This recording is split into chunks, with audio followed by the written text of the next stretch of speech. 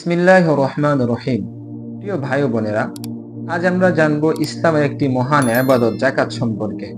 আল্লাহ সুবহানাহু ওয়া তাআলা সূরা আল বাকারার 43 নম্বর আয়াতের মধ্যে বলেন, ওয়া আকিমুস সালাতা ওয়া আতুজ যাকাহ, তোমরা নামাজ কায়েম করো এবং যাকাত আদায় করো।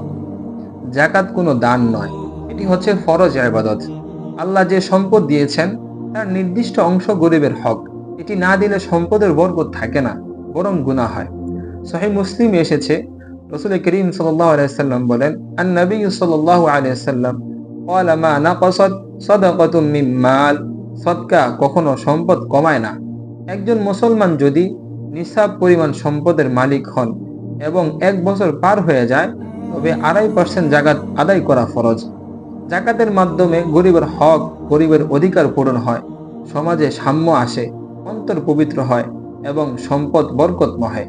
আল্লাহ তাআলা সূরা আত-তাওবায় 103 নম্বর আয়াতের মধ্যে বলেন, খুদ মিন আমওয়ালিহিম সাদাকাতান তুতাহহিরুহুম ওয়া তুযাক্কিহিম বিহা, তাদের সম্পদ থেকে সদকা গ্রহণ করো, তা তাদের পবিত্র ও পরিশুদ্ধ করবে।